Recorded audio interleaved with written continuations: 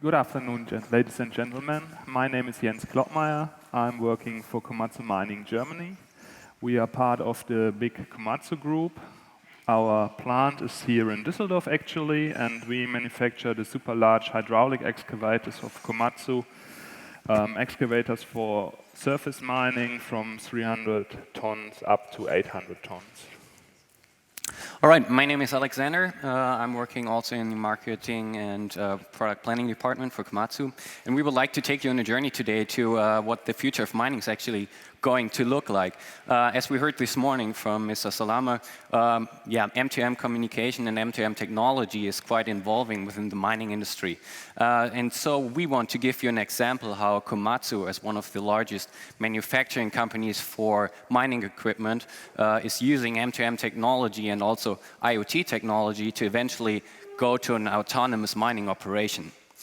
So what we have in line for you today is actually we want to give you a short introduction into the mining sector, what is driving M2M technology within the mining sector today, and what are the current challenges we are facing which enable M2M technology being used for mining.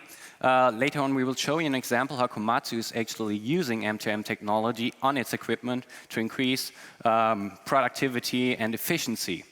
And then we will have an outlook to what the intelligent mine site of the future is going to look like in terms of autonomous mining and what are the next steps also in terms of how an hydraulic shovel fits in with this entire system. So, starting off, for those of you who don't know what mining is, well, this is a short explanation of what is mining, but there's much more common understanding within the mining industry. Everything you can't grow has to be mined. And of course, cell phones don't grow, so everyone needs resources to build infrastructure and also technology. So this leads to the point that also technology is driving the mining sector, and that's where we want to focus on right now. So traditionally, ever since there has been mining, so very early within the civilization, people were looking for earth and rocks on the ground to build up fireplaces or to build up weapons. And with the gold rush coming up and actually economies and technology evolving, also the mining business has grown quite a lot, becoming $1 billion industry right now. And mining has always been keen on using latest technology. For everyone who has read Harvard Professor Christensen's book on disruptive technologies, knows that also hydraulics have revolutionized the way mining companies work and how actually surface mining is going on, changing from formerly used rope shovel, as you can see also in the picture on the right and left upper corners, to how miners are using truck and shovel matches today based on this technology. And looking into M2M technology and IoT, this is once again changing with a disruptive potential the entire mining sector, optimizing the equipment fleet within the mine and eventually becoming autonomous. So just looking into the mine, life cycle of a mine site, we have two actual phases where we can look into using M2M technology. Well, first you have to discover or develop the entire ore body. So this means we have huge drills walking around the mine landscape using drones, and this data has to be connected to identify the exact location of an ore body.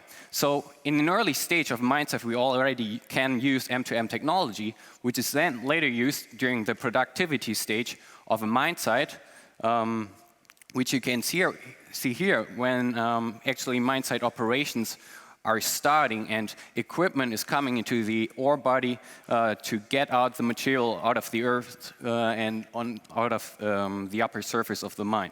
So this leads to the point where M2M technology can be used to develop the entire value chain of an entire mine site operation, once starting with the OEM, who can use this data gathered from machines to optimize equipment performance and also to use that information to extend logistics processes between the customer mine site and the OEM. Coming to the point, why do miners need this new technology, M2M communication and M2M technology? As you can see here, most recently, since 2011, the mine price, well, the commodity prices for coal, gold, iron ore, so the big commodities, has rapidly been falling. However, mining companies maintain a quite high production level. So coming to the business side of this model, looking into the profit equation, mine sites are quite focusing on costs right now. So they are trying to reduce costs regarding manpower, infrastructure, and of course optimizing operation expenditures. If you can imagine, a mine site can run between 100 and 150 trucks, and at a three-shift operation, this means you need 4 people for 1 truck to being operated, which is a huge headcount for mining companies to come up with. So M2M technology actually can enable mine sites to reduce those costs. And when we are talking about autonomous operations, which we'll be talking about a little later in our presentation, this gives huge potential to this million or billion-dollar industry in terms of lowering costs and maintaining high level of production. So now we want to switch over to the side on how we actually can use M2M technology, or how Komatsu is using M2M technology within its operations and to increase the productivity of its operation. I will hand over to Jens. Yeah, what we need to know is which data can we get and how we can get connected with our machines. An excavator in a mining operation is always the bottleneck machine. So if this machine is down, a complete fleet of trucks, which is normally served by the excavator, cannot work any longer. So therefore, it's for us very important that the machine is performing, has a very high availability, and less downtime as possible. Therefore, Komatsu mining equipment has a Comtrax Plus system. This is a sensor system, a unique Komatsu system on board, which is a condition and a health monitoring system. 3 different user groups we have which are using this system. One is the operator itself, so he needs to be informed about the status of the machine. For example, hydraulic oil temperature, engine oil temperature, things like this are important for him to know that his machine can work properly. Then there is the job site who's interested in way more data. For example, for them, service meter readings are interesting to see, okay, when do we have to schedule the next plant maintenance? And also, when do we have, or when does our components reach end of lifetime, so when do we have to change them? Because every plant maintenance is way more effective than a breakdown of a machine or unplanned maintenance. And then there is the OEM, we also want to know a lot of our machines, so we want to have those machine data, lifetime, to track lifetime of components, to see how many hours the machines are working per day, so that we have a good picture of our machines, what the machine is actually doing. We can use those data very effectively, on the one hand, for design purposes. So every component has its design lifetime, and also the machine has a design lifetime, and we need to match this. So means that if the machine has just a bit of lifetime less, it makes no sense to to change one more gearbox, for example, which is very expensive to do so, if the end of lifetime of the machine will be reached soon. Also, we use those data for forecasting. So our parts department can plan how many engines do we need in the next year, how many gearboxes we need in the next year. All this can be planned in advance. We can make our orders, we can stock the parts, and we can make sure that we can bring those parts in time to the job sites. Because the company is based here in Germany, but our customers, they are all over the world place. So we have to organize those parts delivery very precise to make sure that they don't have unplanned breakdowns or stops, because we cannot provide our parts. So this is what for we need our Comtrax system. If we now think of getting from a manned mining operation to what we call mining 4.0, there are several steps we need to do.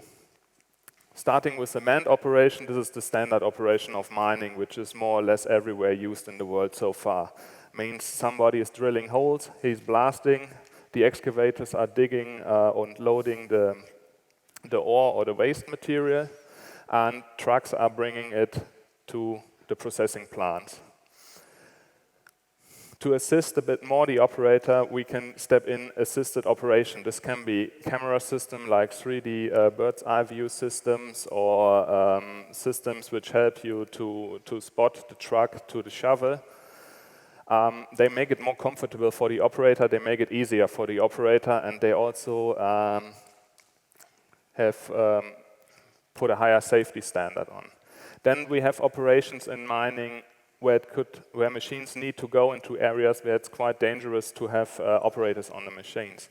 Therefore, we can offer remote control kits. Means the operator of the equipment is quite next to the equipment, but does not have to sit in the hazardous area on the machine. One step further is tele-remote operations. This is, for example, interesting for job sites which are in very high altitude. There are job sites in more than 5,000 meters where it's for us very difficult to go, as we can just work there for a couple of minutes and then we feel very uncomfortable. For those ones, it's important to have those, or to develop those tele-remote stations, which can be in a way more comfortable area. People operating those remote areas, they sit in like a virtual cockpit of the machine and can operate the machine by camera systems so that they see like they were sitting in the machine, but can stay in a more safe environment. Then next step is coming to semi-autonomous. Semi-autonomous means for us that we can automate just parts of what the machine should do. For an excavator, for example, it could be that he, just after the operator has loaded the material, that it automatically lifts the material over the truck to unload it. Next step would be then fully autonomous, means that part of a mining environment could be completely without operators driven. And then we come to the last step, which is mining 4.0. This means then machines can communicate among each other. There are no more operators need on machines to run a mine. So coming to the next chapter, which is showing us an autonomous mine site and where we want to go next with our technologies.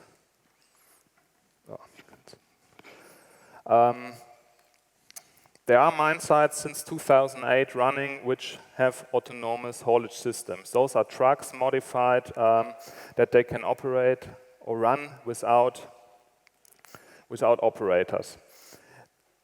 This means you have a control center which could be in a city and not in the mine itself, and all information from the truck, the position from the truck, the speed from the truck, the route the truck is taking, the machine the truck is going to, everything is sent via Wi-Fi and GPS systems to the control center, and people are watching these operations there. They are planning this operation. They are making sure that the trucks go the right way from machine to processing point. All those things are not real from machine to machine communication, but this is a kind of communication between the machine and the control center and back to the control center to the machines. So there's always someone in between who makes sure that he has the last decision what the fleet is doing. This has something to do with safety for the moment. The technology used therefore is on the trucks are several systems. One is that we have a GPS routing. So the complete mine is, the mine layout is mapped, and the route the truck has to go is put on the computer on the truck so that the truck exactly knows where to go and from which point to which point.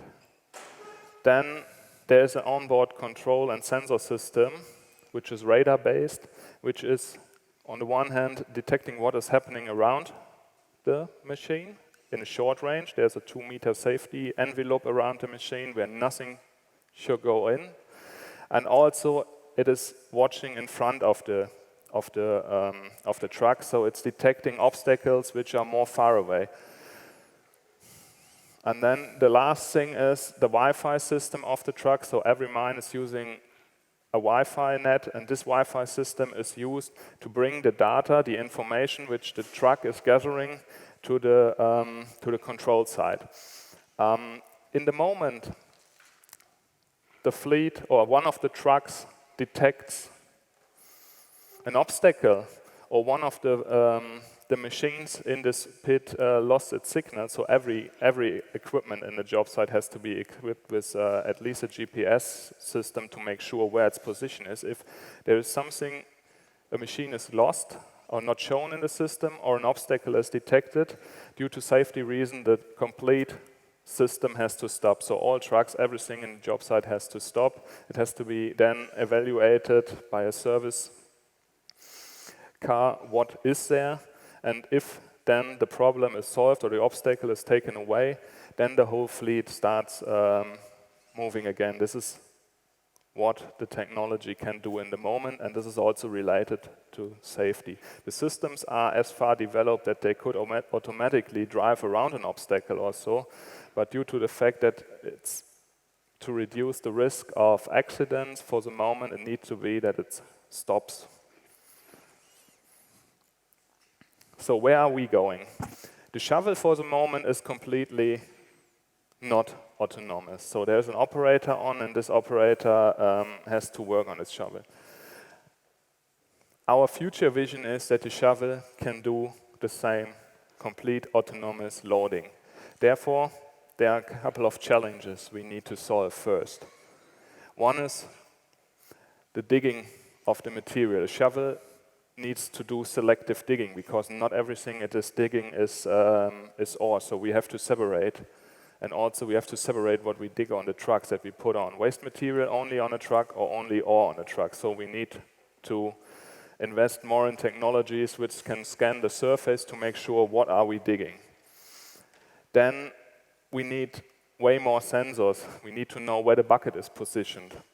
Exactly where the bucket is positioned. We need to know where all the equipments around the shovel are positioned. Like there are dozers driving around, cleaning the paths in front of the shovel. There are trucks coming, there are service cars coming. We need to know where all those vehicles are to make sure that there are no accidents are happening.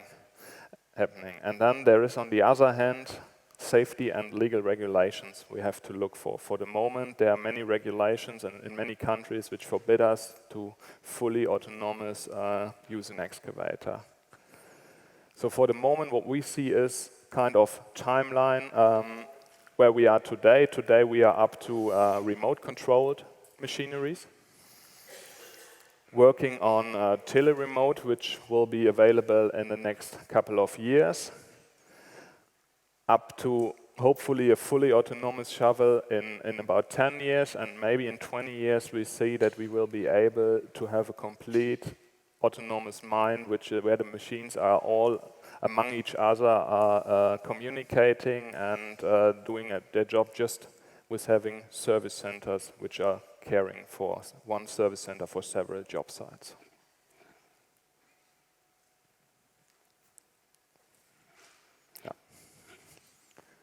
Thank you for your time. Thanks.